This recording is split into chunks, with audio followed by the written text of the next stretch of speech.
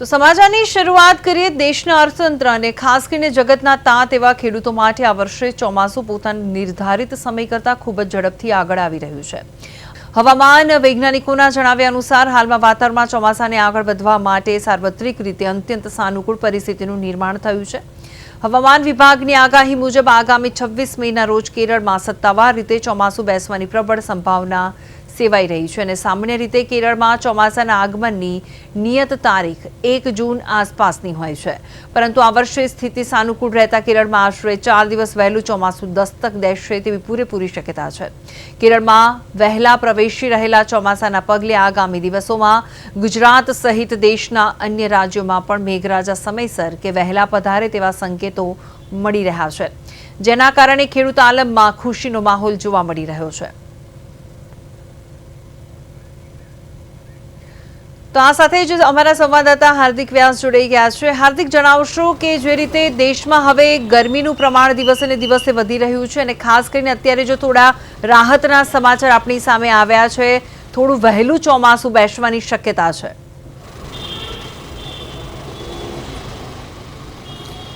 જી બિલકુલ, હું આપને જણાવી દઉં કે ગુજરાતમાં અત્યારે કાળઝાળ ગરમીથી, ઇવન ગુજરાતમાં નહીં સમગ્ર ભારત દેશમાં કાળઝાળ ગરમીથી લોકો પરેશાન બન્યા છે। ગુજરાતના અનેક શહેરોમાં તાપમાન લગભગ 43-44 ડિગ્રીને પાર પહોંચ્યું છે। લોકો ગરમીથી ત્રાહિમામ પોકારી ઉઠ્યા છે।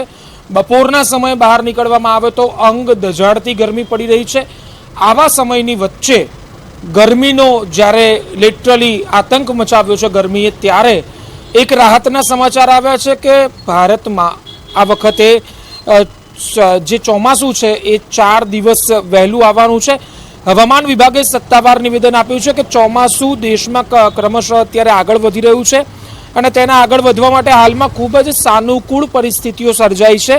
સામાન્ય રીતે દેશમાં ચોમાસાની શરૂઆત જૂન મહિનાની શરૂઆતમાં થતી હોય છે, પરંતુ આ વર્ષે 26 મેના રોજ જ, એટલે કે 4 દિવસ વહેલું 26 મેના રોજ કેરળમાં ચોમાસું બેસી જવાની પ્રબળ સંભાવનાઓ હવામાન વિભાગ દ્વારા વ્યક્ત કરવામાં આવી છે। આ સંકેતો દર્શાવે છે કે કેરળમાં ચોમાસું તેના નિયત સમય કરતાં આશરે 4 દિવસ વહેલું દસ્તક દેવાનું છે, જે સમગ્ર દેશના કૃષિ ક્ષેત્ર અને નાગરિકો માટે રાહતના સમાચાર છે।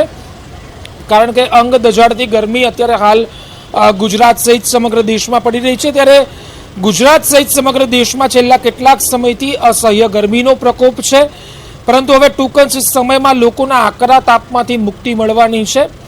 26 મે ચોમાસું બેસી જવાનું છે, પણ એ પહેલાં હવામાન વિભાગે આગાહી કરી છે કે 24 કલાક બાદથી જ, એટલે કે આગામી 24 કલાક બાદથી જ લોકોને ગરમીથી રાહત મળવાની શરૂઆત થઈ જશે। આગામી 6 દિવસ દરમિયાન રાજ્યના તાપમાનમાં ક્રમશઃ ઘટાડો નોંધાવવાનો છે। મોટાભાગના જિલ્લાઓમાં તાપમાનનો પારો આશરે 3 ડિગ્રી જેટલો નીચો જવાની આગાહી હવામાન વિભાગ દ્વારા વ્યક્ત કરવામાં આવી છે। આ ઉપરાંત દરિયા કિનારાના જિલ્લાઓમાં વિસ્તારોમાં ભેજવાળા પવન ફૂંકાવવાની પૂરેપૂરી શક્યતાઓ છે, જેને કારણે વાતાવરણમાં પલટો આવશે। પણ આ સિવાય એક મહત્વપૂર્ણ અન્ય આગાહી કરવામાં આવી છે કે આજે અમદાવાદમાં 43 ડિગ્રી જેટલું તાપમાન હતું, હજી આવતીકાલે પણ પારો લગભગ 43-44 ડિગ્રી જેટલો જ રહેવાનો છે। પણ આવનારા 6 થી 7 દિવસમાં ગુજરાતના લોકોને આ ગરમીથી ક્રમશઃ ધીમે ધીમે રાહત મળવાની શરૂ થઈ જશે। જી ભૂમિ। બિલકુલ, હવે હાર્દિક, બીજી વાત અહીંયા એ પણ છે કે જો વરસાદ વહેલો આવે છે તો ખુશીના સમાચાર રહેશે ખેડૂતો માટે।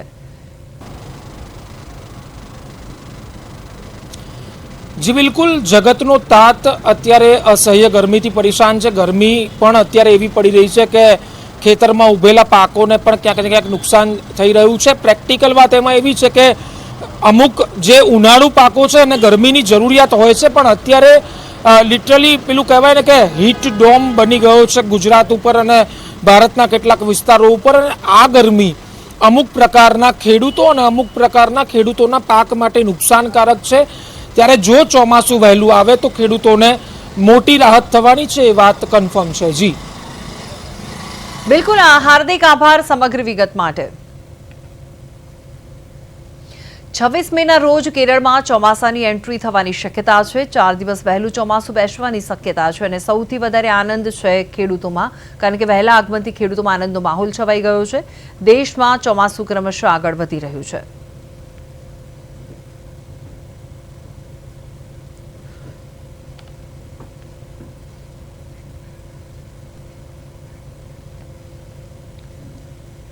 તો વાત હવે કરીએ સુરતની. તો સુરતના ઉધના રોડ નંબર 6 ખાતે ધારાસભ્ય સંગીતા પાટીલની અત્યંત નજીક ગણાતા અને તેમની સાથે સતત સક્રિય રહેતા મહિલા અગ્રણી જયશ્રી દલાલ પુત્ર જય દલાલની તીક્ષ્ણ હથિયારના ઘા ઝૂકીને હત્યા કરવામાં આવી છે. જ્યારે સામાન્ય જનતામાં કાયદો વ્યવસ્થાની સ્થિતિને લઈને ભયનો માહોલ પણ વ્યાપી ગયો છે.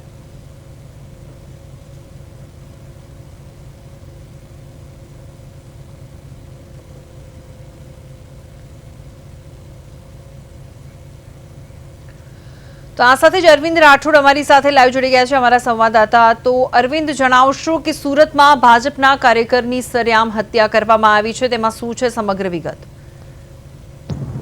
બિલકુલ, જે પ્રકારે સુરતમાં હવે કાયદો અને વ્યવસ્થાની સ્થિતિ કથળતી હોય તેવા દ્રશ્યો છે. કારણ કે જે પ્રકારેના જે એક બાદ એક હત્યાના બનાવો સામે આવી રહ્યા છે તે સુરત માટે ખૂબ ચિંતાનો વિષય છે.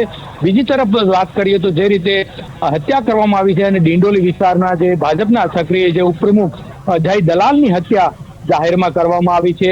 એટલે આ રીતે જે હત્યાનો અંજામ આપ્યો છે અને જયશ્રીબેન એક ભાજપના કાર્યકર્તા છે અને તેમાં એક મોટું આગેવાનીમાં નામ છે, પરંતુ જયશ્રીબેને જે રીતે તેમના જે યુવા દીકરાને ખોઈ અને જે હત્યા થઈ છે ત્યારે તેમને હત્યારાઓને કડકમાં કડક સજા થાય તેવી માંગ કરી છે. પરંતુ મહત્વનું છે કે સુરતની જો વાત કરીએ અને સતત ક્રાઇમ રેટ જે પ્રકારે વધી રહ્યો છે, એટલે 12 દિવસની અંદર સુરત શહેરમાં સ્માર્ટ સુરત સિટીમાં 8 લોકોની હત્યા કરી દેવામાં આવી છે.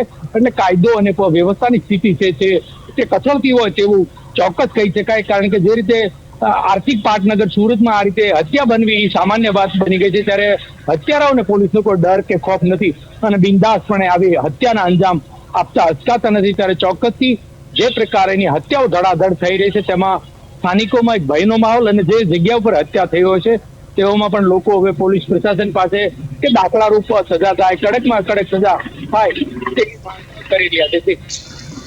બિલકુલ. હવે અરવિંદ, કાયદો અને વ્યવસ્થાની સ્થિતિ સામે સવાલ તો ઉભા થયા છે, પણ આ જે આખો બનાવ બન્યો છે તેને લઈને કોઈ પોલીસની પ્રતિક્રિયા સામે આવી છે, તેમનું શું કહેવું છે? પોલીસ સત્તાવાર રૂપે જાય તો પોલીસનું જે નિવેદન આવ્યું છે પણ સ્પષ્ટ કારણ કે કયા કારણોસર આમની હત્યા કરવામાં આવી છે તે બહાર નથી આવ્યું. બીજી તરફ જે રીતે ત્યાંના જે અસામાજિક તત્વો છે કે જેમના મિત્રોની સાથે જવાનું કરેથી ગઈ ગયો હતો, એટલે પોલીસ અત્યારે ઝીણવટભરી તપાસ આરંભી દીધી છે. એટલે તપાસના અંતે અથવા તો આરોપી ઝડપાયા બાદ કયા કારણોસર જાહેર રીતે હત્યા કરવામાં આવી છે તે કારણ બહાર આવશે. પરંતુ હાલ તો એક વહાલસો દીકરો જે ભાજપના નેતા, યુવા નેતા છે, તેમની હત્યાને લઈને ચોક્કસથી સુરત ખાસ કરીને રાજકારણમાં પણ એક જે કહેવાય કે જે રીતનો એક ભયનો માહોલ હોય તેવું ચોક્કસ, અને ખાસ કરીને કાયદો અને વ્યવસ્થાની સ્થિતિ તે કથળતી હોય તેવું સ્પષ્ટ કહી શકાય છે. બિલકુલ અરવિંદ, આભાર સમગ્ર વિગત માટે. સુરતની આ ઘટના છે. સુરતમાં સારવાર દરમિયાન જય દલાલનું નીપજ્યું છે મોત. જી હા, અને ખુલ્લેઆમ આ હત્યા કરવામાં આવી છે. ત્યારે સવાલ અત્યારે પોલીસ સુરક્ષા ઉપર થઈ રહ્યા છે. જે રીતે સુરતમાં ભાજપના જ કાર્યકરની આ રીતે જો મોત થતું હોય અને તેની હત્યા કરવામાં આવતી હોય ત્યારે સુરક્ષા વ્યવસ્થાને લઈને સવાલ જરૂરથી ઊભા થાય.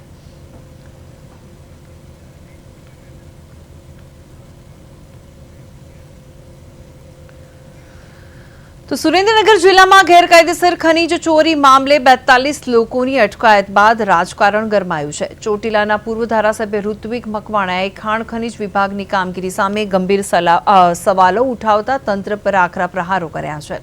પૂર્વ ધારાસભ્યે સોશિયલ મીડિયા પોસ્ટમાં જણાવ્યું છે કે આકરી ગરમીમાં મજૂરી કરતા નાના ટ્રેક્ટર ચાલકો, ટ્રક ડ્રાઈવરો અને શ્રમિકોને ભૂમાફિયા કે ખનીજ માફિયા જેવા વિશ્લેષણો આપીને ત્રાસ આપવામાં આવી રહ્યો છે. તેમણે વહીવટી તંત્રને સૂચન કર્યું છે કે પ્રક્રિયા ન સમજનારા ગરીબોને દંડવાના બદલે સરકારે યોગ્ય માર્ગદર્શન અને કાયદેસરની રોજગાર આપવો જોઈએ. આ પાયે મોટા જે ગેરકાયદેસર છે અને ખનન કરનારા તત્વો સામે કોઈ કાર્યવાહી થતી નથી, ત્યારે રોજ કમાઈને રોજ ખાતા નાના લોકો કનડગતનો ભોગ બની રહ્યા હોવાના આક્ષેપો સાથે તેમની આ પોસ્ટ વાયરલ થઈ રહી છે.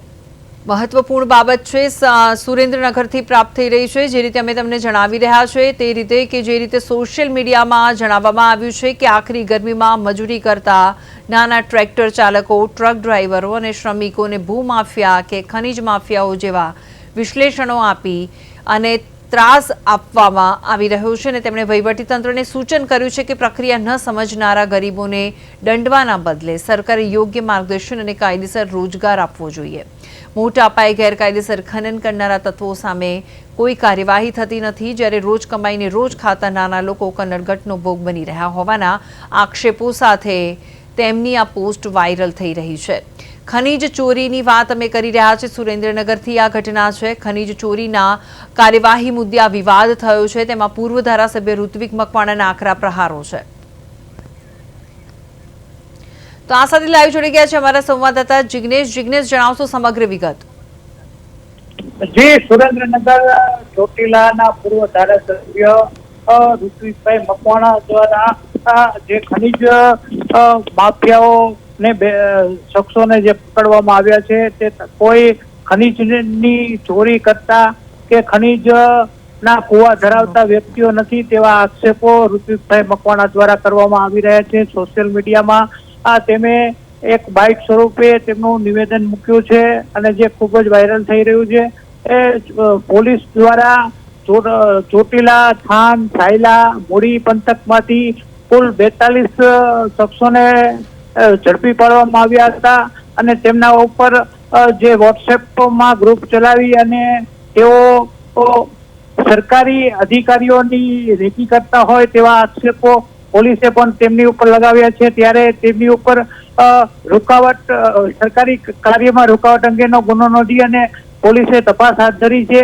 ત્યારે આ 42 શખ્સો જે ધરપકડ કરવામાં આવી છે તેમને પોલીસ ખોટી રીતે હેરાન કરતી હોય તેવા આક્ષેપો પૂર્વ ધારાસભ્ય દ્વારા લગાવવામાં આવી રહ્યા છે.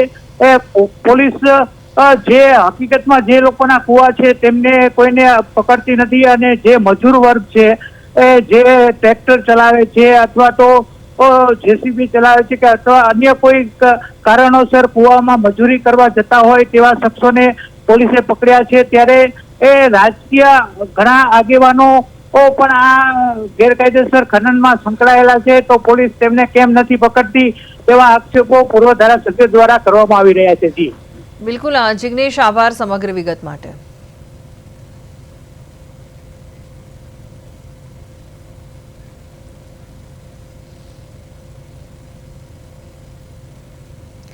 સુરત ગ્રામ્ય વિસ્તારમાં કથિત ગેરકાયદેસર ધર્માંતરણની પ્રવૃત્તિ સામે આવતા જ હિન્દુ સંગઠનો અને આદિવાસી સમાજમાં ભારે રોષ અને આક્રોશ ફાટી નીકળ્યો છે. કામરેજ તાલુકાના ડુંગરા ગામે ચાલી રહેલી શંકાસ્પદ પ્રવૃત્તિઓને અટકાવવા માટે આજે આદિવાસી સમાજના અગ્રણીઓ અને વિવિધ હિન્દુ સંગઠનો મોટી સંખ્યામાં એકત્રિત થયા હતા. આરોપ છે કે સ્થાનિક વિસ્તારના એક ચોક્કસ શખ્સ દ્વારા આર્થિક પ્રલોભન અથવા અન્ય રીતે હળપતિ અને આદિવાસી સમાજના આશરે 25 જેટલા ગરીબ લોકોને હિન્દુ ધર્મમાંથી ખ્રિસ્તી ધર્મમાં પરિવર્તિત કરી દેવામાં આવ્યા છે. આ ચોંકાવનારી ઘટનાની જાણ થતાં જ આદિવાસી સમાજ અને હિન્દુ જાગરણના આગેવાનો સક્રિય થયા અને ડુંગરા ગામે એક મહત્વની બેઠક યોજીને આ પ્રવૃત્તિને સખત શબ્દોમાં વખોડી કાઢી છે.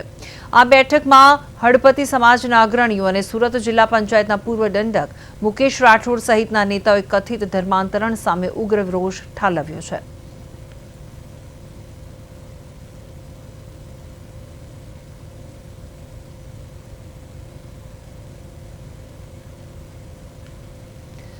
તો આ સાથે જ અમારા સંવાદદાતા લાઈવ જોડાઈ ગયા છે કિરણસિંહ ગોહિલ. કિરણ, જણાવશો કે સુરત ગ્રામ્યમાં ધર્માંતરણ મુદ્દે ભારે આક્રોશ જોવા મળી રહ્યો છે, શું છે સમગ્ર વિગત? જી બિલકુલ, ખાસ કરીને કામરેજના ડુંગરા ગામે જે કથિત ધર્માંતરણનો જે મામલો છે તે હવે ચર્ચાના એરાને ચડ્યો છે. હિન્દુ સંગઠનો દ્વારા એનો વિરોધ કરવામાં આવી રહ્યો છે અને ખાસ કરીને ગઈકાલે ડુંગરા ખાતે મીટિંગ કરવામાં આવી હતી અને આ મુદ્દે ધર્માંતરણના મુદ્દે આવેદન પત્ર પણ આપવામાં આવ્યું છે. પરંતુ જે રીતે થઈ રહ્યું છે એને લઈને સ્થાનિકોમાં ભારે રોષ છે, કારણ કે તેમને લોભ લાલચ આપવામાં આવે છે અને આદિવાસી જે હળપતિ લોકો છે તેઓને ધર્માંતરણ કરવામાં આવતા છે. ખાસ કરીને 25 જેટલા હળપતિ આદિવાસીઓને ધર્માંતરણ કરાવવાની ચર્ચાને લઈને હિન્દુ સંગઠનોમાં ભારે રોષ જોવા મળી રહ્યો છે. બિલકુલ. હવે કિરણથી સવાલ બીજો અહીંયા એ પણ થાય છે કે ધર્માંતરણ કરાવનાર સામે કડક પગલાંની જે માગણી કરવામાં આવી છે તો કોઈ પ્રક્રિયા હાથ ધરવામાં આવી છે તેમના વિરુદ્ધ? જી બિલકુલ, ખાસ કરીને હિન્દુ સંગઠનો દ્વારા જિલ્લા કલેક્ટરને આવેદનપત્ર આપવામાં આવ્યું છે અને જે કથિત ધર્માંતરણ કરવામાં આવ્યું છે તેની સામે કડકમાં કડક કાર્યવાહી કરવામાં આવે, કારણ કે આ ભોળા લોકોને ભોળવીને તેઓ ધર્માંતરણ કરાવતા હોય છે, પોતાને ક્રિશ્ચન ધર્મ અંગીકાર કરાવતા હોય છે અને તેને લઈને સ્થાનિકોમાં ભારે રોષ છે. ભૂતકાળમાં થોડા સમય પહેલા જ માંડવી તાલુકામાં પણ એક ડોક્ટરની સંડોવણી આવી હતી, શિક્ષકોની સંડોવણી આવી હતી, કારણ કે આદિવાસીઓને તેમને લોભામણી લાલચ આપી તેઓને ધર્માંતરણ કરાવ્યું હતું. હિન્દુમાંથી તેઓને ક્રિશ્ચનમાં પણ અંગીકાર કરવામાં આવ્યો હતો. જી બિલકુલ કિરણ, આભાર સમગ્ર વિગત માટે.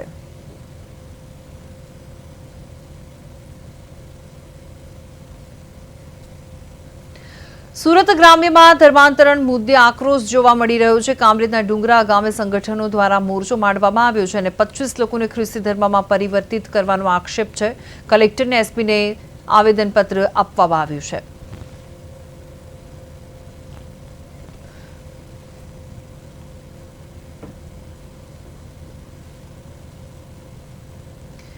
તો અમદાવાદ જિલ્લાના ધોળકા તાલુકામાં સેવા સદનમાં વહીવટી અણઘડતાના કારણે અરજદારો ભારે હાલાકી ભોગવી રહ્યા છે. સ્કૂલ એડમિશનની સિઝન શરૂ થતાં જ 72 ગામોના લોકો અહીં વિવિધ સરકારી દાખલા કઢાવવા માટે ઉમટી પડ્યા છે, પરંતુ સમગ્ર સેવા સદનમાં માત્ર એક જ બારી કાર્યરત હોવાથી જનતા મુશ્કેલીમાં મુકાઈ છે. કોમ્પ્યુટર ઓપરેટરોની અછતના કારણે કામગીરી અત્યંત ધીમી ચાલી રહી છે, જેથી અસહ્ય ગરમીમાં લોકોને કલાકો સુધી લાઈનોમાં ઊભું રહેવું પડે છે. આકરી ગરમી વચ્ચે કેમ્પસમાં પીવાના પાણીની યોગ્ય વ્યવસ્થા નથી અને શૌચાલયો પણ તાળું મારી દેવામાં આવ્યું છે અને સ્થાનિકોને તંત્ર પાસે તાત્કાલિક બારીઓની સંખ્યા વધારવા અને સુવિધાઓ શરૂ કરવાની પણ માગણી કરવામાં આવી છે.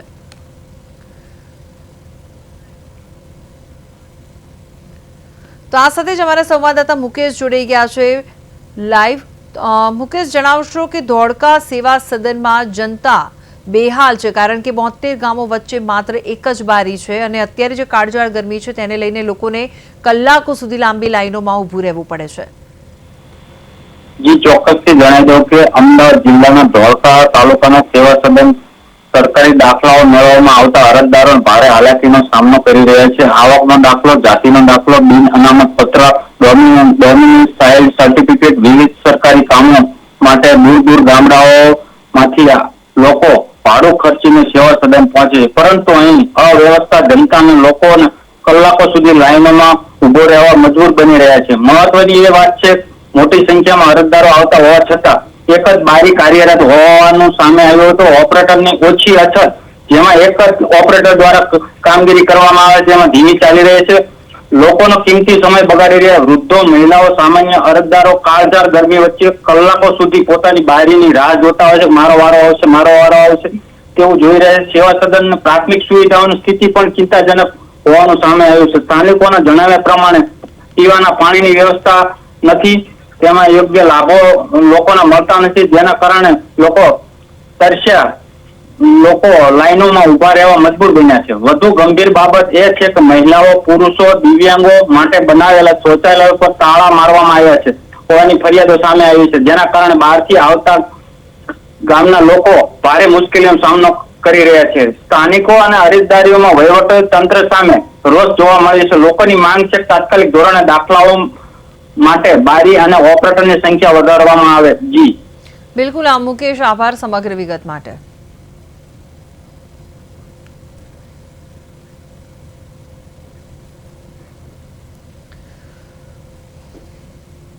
અમરેલી જિલ્લાની જીવાદોરી સમાન શેત્રુંજી નદીમાં અચાનક અનેક માછલીઓના સામૂહિક મોત નીપજતા સમગ્ર પંથકમાં ભારે ચકચાર મચી ગઈ છે. નદીના પાણીમાં કોઈ ઝેરી પદાર્થ કે જોખમી કેમિકલ્સ ભળ્યા હોવાની પ્રબળ શક્યતા સેવાઈ રહી છે. આ ગંભીર મુદ્દે પ્રકૃતિ પ્રેમી અને સામાજિક કાર્યકર નાથાલાલ સુખડિયાએ આગળ આવીને કલેક્ટરને એક સ્ફોટક આવેદનપત્ર પાઠવ્યું છે અને જવાબદારો સામે કડક પગલાં ભરવાની પણ માગણી કરી છે. આવેદનપત્રમાં માગણી કરવામાં આવી છે કે નદી કિનારે આવેલા ફતેપુર, ચાંપાથળ, દેવભૂમિ, દેવળ તેમજ નાના મોટા ગોરખવાડા સહિત અસરગ્રસ્ત વિસ્તારોમાંથી તાત્કાલિક પાણીના સેમ્પલ લઈને તેની વૈજ્ઞાનિક તપાસ કરવામાં આવે. પ્રદૂષિત પાણીના કારણે માત્ર જળચર જીવો જ નહીં પરંતુ આસપાસ આસપાસના વન્યજીવો અને પ્રકૃતિને પણ મોટું નુકસાન થઈ રહ્યું છે. આ મામલે કલેક્ટરે પણ ગંભીરતા દાખવીને ખાતરી આપી છે કે ગુજરાત પ્રદૂષણ નિયંત્રણ બોર્ડ દ્વારા આ સમગ્ર ઘટનાની ઝીણવટભરી તપાસ કરવામાં આવશે અને પાણીને ઝેરી બનાવનારા તત્વો સામે કાયદેસરની કડક કાર્યવાહી પણ હાથ ધરાશે. તો આ સાથે ફોન લાઈન પર અમારા સંવાદદાતા ઉપસ્થિત છે અશોક મણવર. અશોક, જણાવશો સમગ્ર વિગત? ચોક્કસ જણાવી દઉં છું. ખાસ કરીને અમરેલી જિલ્લાની જે શેત્રુંજી નદી છે તેની અંદર કરોડો માછલીઓના મોતની ઘટનાઓ સામે આવી છે. તેને લઈને નાથાલાલ સુખડિયા છે તેને આવેદનપત્ર આપ્યું હતું. ખાસ કરીને વડી ડેમમાંથી છોડવામાં આવેલું પાણીમાં જે શેત્રુંજી નદી છે તે નદીની અંદર પાણી વહી જતું હોય તે દરમિયાન હજારો માછલીઓના મોત થયા હતા. મોતને લઈને પાણીમાં ઝેરી પદાર્થ કે કેમિકલ યુક્ત પાણી હોય તેવું પણ તેમણે શંકા વ્યક્ત કરી હતી. ખાસ કરીને જે અમરેલી જે તાલુકાના જે ફતેપુર, સાપાથર, દેવભૂમિ, દેવળિયા, નાના મોટા ગોખલવાડા સહિતના જે વિસ્તારો છે તે વિસ્તારના પાણીના સેમ્પલ લેવાની પણ તેમણે માંગ કરી છે. ખાસ કરીને આ વિસ્તારની જે કરોડો માછલીઓના મોત થતા જે પ્રકૃતિ પ્રેમી છે નાથાલાલ સુખડિયા જેઓ દેવભૂમિ દેવળિયાના જે સરપંચ છે તેમણે પણ આ અંગે કલેક્ટરશ્રીને પત્ર પાઠવીને માંગ કરી છે અને ગુજરાત પ્રદૂષણ નિયંત્રણ બોર્ડ દ્વારા તપાસ કરવામાં આવે તેવી માંગ કરી છે. ત્યારે આવનારા દિવસોમાં તંત્ર દ્વારા ક્યારે તપાસ કરશે તે જોવાનું રહ્યું છે. બિલકુલ અશોક, આભાર સમગ્ર વિગત માટે.